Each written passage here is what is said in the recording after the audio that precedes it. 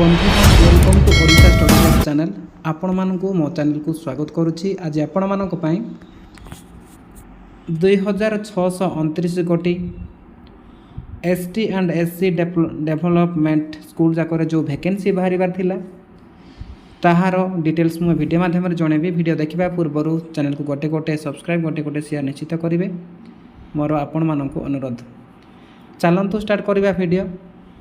ये हूँ नोटिफिकेशन जहाँकि Odisha subordinate staff selection commission Odisha अधस्थन कर्मचारी चयन आयोग विज्ञापन जारी करिसेंती, जहाँकि आपण माने देखि पारुथिबे।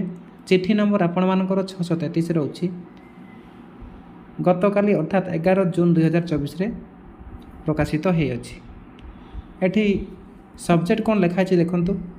Invitation of online application for the post of teachers in government schools under ST and SC development M and BCW department रु बाहर कौन लिखा है चलते पढ़ा।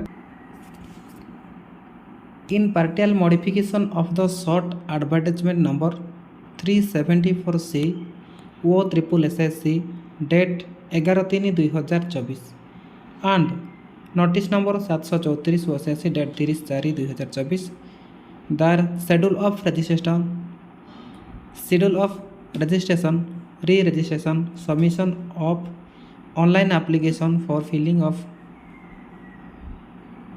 2629 अर्थात 2629 गोटी district cadre post teacher vacancy बाहरी, जहाँकि आपण मानकर एसटी एससी स्कूल डेवलपमेंट रे आपण माने नियुक्ति पाइबे। Different categories of teachers in government schools under ST, SC development M and BCW department is revised as given below। आपण मानकर तारीख आपण माने केबे आवेदन करिवे ताहार तारीख रिवाइज शेड्यूल करके आपण मानकु जणाई देछंती, जहाँकि आपण माने कौ डेट रे आवेदन करिवे कौ डेट रे रजिस्ट्रेशन करिवे ताहार डिटेल्स ए वीडियो माध्यम रे आपण जानिबे।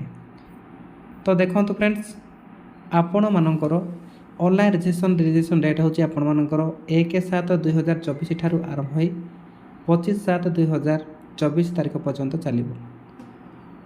जदि आपण माने करेक्शन किबा कोन करिवार अछि आपण माने एप्लिकेशन फी इत्यादि अछि आपण माने 31/7/2024 सुधा आपण माने सबमिशन करबा को पड़िबो।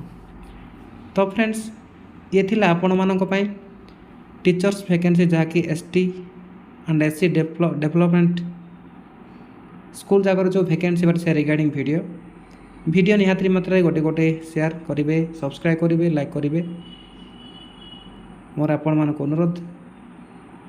यही लेटेस्ट जॉब किंबा इनफॉरमेशन पाइबा मो चैनल को वर्तमान ही गोटे गोटे सब्सक्राइब करेंगे, जहाँफल आपण पाखे पहुँची।